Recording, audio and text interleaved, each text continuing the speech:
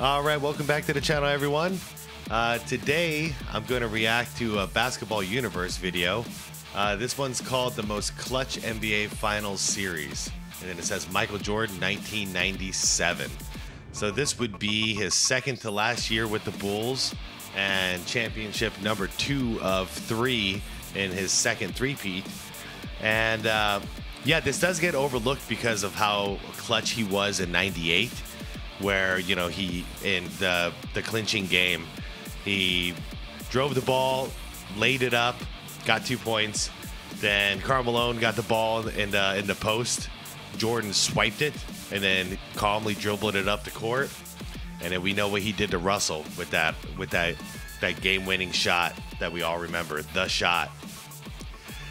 So yeah, 97 does get overlooked, but yeah, those Utah Jazz were no joke. So Jordan had to pull out all the stops in order to beat him, especially beat him twice. But anyways, I don't want to blab so much in the beginning here.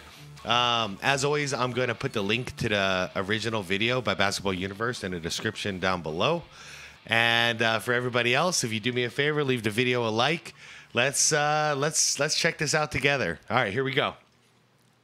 Player's dream to make the game-winning shot in the NBA. Hold up. It's every player's dream to make the game-winning shot in the NBA Finals. It's an ultimate testament that a player is clutch. To make the biggest shot on the biggest stage that exists in the NBA. Yep. Every legendary player has had a clutch moment in the Finals. But no one had more game-winning plays in a single NBA Finals series than Michael Jordan. This occurred against the Utah Jazz in the iconic 1997 Finals. It may surprise you just how many he had his hands on. It's funny because anybody who grew up watching this stuff, we know it's not just the last second and like the clutch time stuff that MJ did. He just dominated the entire series 6 times. The worst one he ever had was the Seattle one. But outside of that, like, he just completely dominated. But we can get into these particulars like this and appreciate him too, because yeah, he was also the clutchest guy out there. First one came in game 1. In the final 6 minutes of the fourth quarter, oh, yeah, he already scored 7 of the Bulls' 12 points that tied the game. Team. So in the final possession, everyone knew who was going to shoot the ball.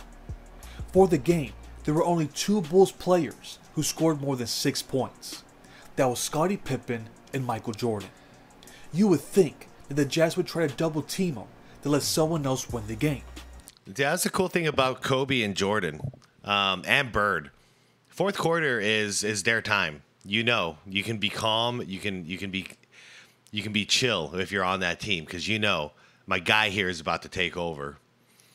That's rare. That's rare these days. Instead, they decided to put Byron Russell on an island against a 10-time scoring champion.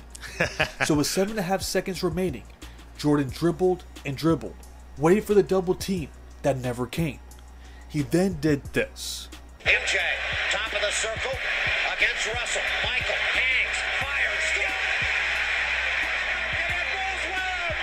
He knocked it in at the buzzer, Bulls win! And that's the cool thing is, all right, because you've got those clips from NBA Finals in the past where, you know, he dish it off to okay, at this point the dish off to Kerr didn't exist, but the dish off to Paxson did exist against my Suns in '93 in those finals. So it's tricky because you don't want to double team MJ because you know he's unselfish. He's going to hit that open shooter, but at the same time you leave him one-on-one and he's going to make you pay because he's not afraid of the moment. How many times has he done that? 27 years later, and we still haven't seen another buzzer beater in the finals. In all of NBA history, this is only the 5th time that it's occurred. He joined Cliff Hagan, Jerry West, Larry Wright, and Dennis Johnson. Wow. His fist pump after making the game winner showed a cool and calm demeanor, but there's no question that he was fueled with fire and motivation. Dude, you guys remember when he was a Washington Wizard and he had a young Rip Hamilton with him? and old MJ hits a game winner, and he turns around and he does that fist. And then you got Hamilton right next to him, young Buck. He's doing the same thing right next to him, side by side. It was like the coolest thing. I don't know why I'm nerding out about it, but that was the funniest thing, because that would totally be me. If I were to make it in the league and I was a 20-year-old or whatever playing next to Michael Jordan, I'd be right there with him making that fist, like, yeah, it's real. I saw it firsthand. One thing that surely motivated him was the fact that he was robbed of an MVP award that season. Yeah, he took that shit For personal. reasons that have nothing to do with basketball, Karl Malone won the award.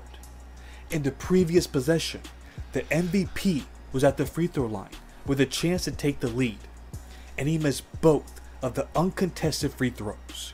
I'll always wonder what the hell Karl Malone was saying to himself before he shot those free throws. That was Jordan's golden opportunity to stick it to the rest of the league, and he did. As if he needed more motivation, he also had Byron Russell guarding him.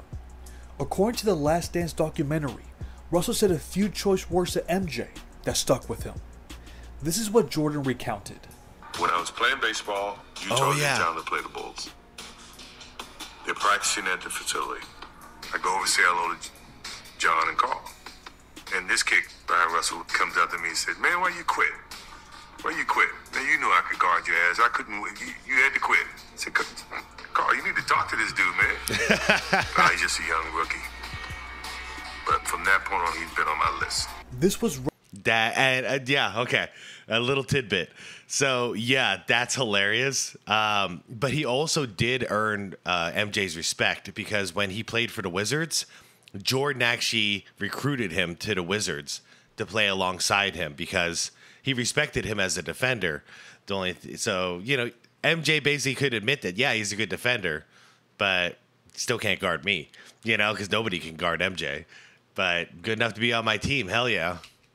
Russell's moment to guard his hee-haw, and Jordan killed two birds with one stone. He learned the hard way that you don't talk trash to him. Unfortunately for Byron Russell, MJ wasn't done with him.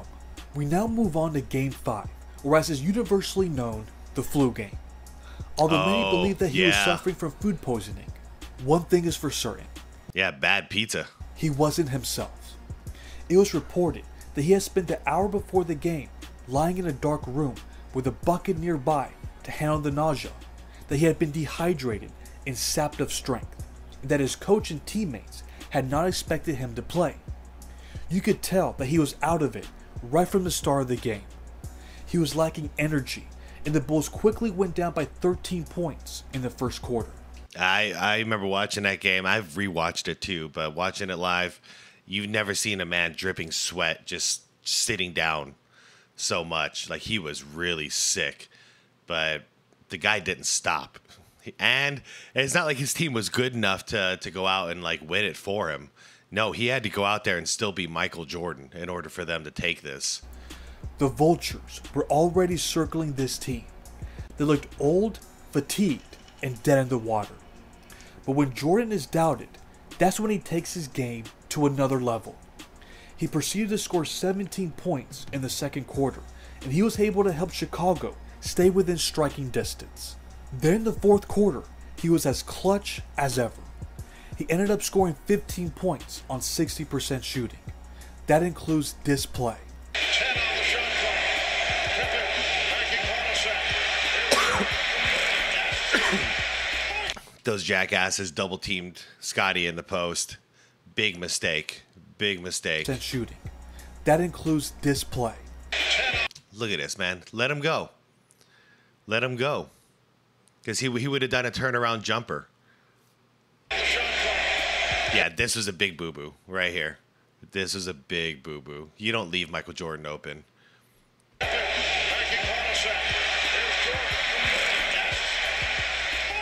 Even if he's sick. He made a three-pointer that ultimately won the game. Look how tired, man. Look how tired. He couldn't even raise his arms up. He did it for a second because inside he's like, I'm fucking awesome. But outside he was just like, I'm fucking tired. I need to go lay down. They avoided going down 3-2 in the series thanks to what many consider as one of the greatest finals performances ever. Yeah, okay, wait. So, where is it? I want to see the numbers. Consider as one of the greatest finals performances ever. All right, 13 for 27, so he still shot about 48. 38 points, 7 rebounds, 5 assists, 3 freaking steals. You know?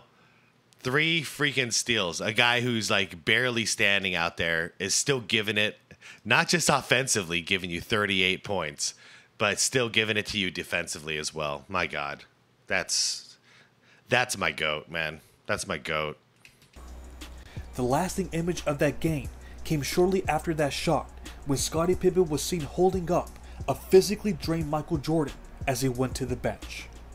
After the game, Scottie Pippen said this to the Chicago Tribune, quote, "I've never seen Michael as sick as this. It was to the point I didn't know if he could play. It was just incredible leadership, big shot after big shot. Somehow, he gave us what we needed." End of quote. We now move on to Game 6. I wish Scottie could remember that crap these days. For this moment, the Utah Jazz was going to make sure that they wouldn't make the same mistake that cost them 2 games. In Game 1, they guarded Michael one-on-one for the final possession. Fool me once, shame on you. In Game 5, Byron Russell thought it was a good idea to leave him open to double-team Scottie Pippen. Yeah. Fool me twice, shame on me. I would love to sit down and ask Russell, like, what were you thinking in that moment? Like, you know, Scottie's about like maybe 40% in the post as far as efficiency. Like, you want that or you want a wide open Michael Jordan? Like, what are you going to gamble on? I don't understand the decision he made. So with 28 seconds left in Game 6, and with the game tied, Michael knew that there was no possible way that the Jazz was even going to let him attempt a shot. He had already scored 10 of the Bulls' last 12 points. So he started strategizing with Steve Kerr, and he found the perfect... Yep, and this is the other thing. This is when it goes full circle to that Paxson play. Because same thing, Jordan, he will give that ball up if he gets double teamed. You know, and he's got a wide open clutch shooter with him, like Steve Kerr or Paxson. So that's the thing. You can't win. What are you gonna do? You go one-on-one against Michael, he's gonna get you, but that's your best bet. But if you double team, he's gonna find the open shooter. So that's a bad idea too. I don't know what I would do. If I was the coach, I'd probably just put my best guy on him one-on-one and pray. But it doesn't work either. You're gonna lose. So yeah, if it's coming down to one shot, it's over. It's over for you. Perfect game plan. For Steve Kerr, it was a chance to redeem himself and prove to Jordan that he was right for trusting him with the championship on the line. In Game 4, after John Stockton made his famous one-handed cross-court pass to Malone, he missed an open three-pointer that would have taken the lead and most likely the game. During that possession, John Stockton also came over to double-team Michael. However, Steve Kerr assured MJ that he was going to be ready this time. With the clock ticking under 10 seconds, this is how the play unfolded. Checks the clock, 5 on the 24. Here's Jordan. Did not have the shot.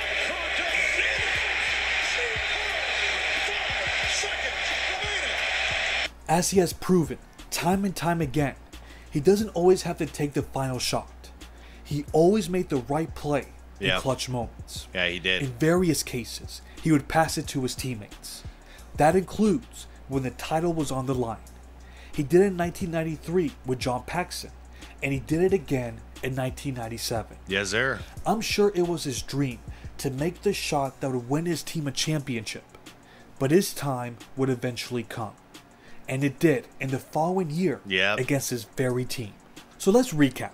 Michael Jordan scored 2 game winners, including the last buzzer-beating shot that we witnessed in the finals. Yeah. And then he assisted on the shot that ended up winning the title. That's true. 3 out of 4 of those wins were Michael Jordan making an awesome decision in the clutch, either scoring the basket or facilitating the score directly, too. These are old school assists. These aren't modern assists where you literally have to feed them the ball right before they shoot in order to get that assist. Man. Damn, I miss old school basketball. That's 3 game-winning shots that he was a part of in a single NBA Finals series. How many top 75 players can say the same thing? We all know the answer to that question. Only the most clutch player to ever exist can make that statement. It's just another argument that's in favor of the greatest player of all time. But what about you all? What do you remember the most from this series? Who do you think could rival what Jordan accomplished in the 1997 finals? Let me know in the comments. Thanks for watching. Man, good stuff. Good stuff. Good stuff. Good stuff to relive 97. We don't talk about 97 enough other than just the flu game stuff. But that was a hell of a series. Every game went down to the wire pretty much. Yeah, I do believe to this day the Phoenix Suns and the Utah Jazz were the 2 greatest finals opponents for the Bulls, because Jordan had to seriously elevate his game to ridiculous levels in order to beat them. Yeah, I don't know what else to say. This was just good memories for me. Comment down below what you think. Do you remember these games? Do you remember all these clutch moments? And do you have him as your clutchest player of all time? For me, I've got a 2-way tie between him and Larry Bird. You know, if like the game is on the line, I'm not gonna lie. If it's a catch and shoot, game is on the line, we've got like 1 to 2 seconds, I'm giving the ball to Bird. However, if I've got about 8 to 10 seconds on the clock and I need a play, I'm giving the ball to Mike and I'm gonna let him facilitate. My God, could you imagine having both of them on the same team? Shit, that's probably how people feel right now. You know, against the Dallas Mavericks. It's like, what do you do? You know, you can't double team anybody. Just pray. Good luck. All right, everybody. Thanks for watching. Leave the video a like if you enjoyed it. Subscribe to my channel if you want more content. And yeah, I appreciate you watching. Comment down below. We'll have a conversation about this vid. All right. Have a wonderful day. I'll see you in, well, I'll see you later. I'll see you later today. All right. Peace out.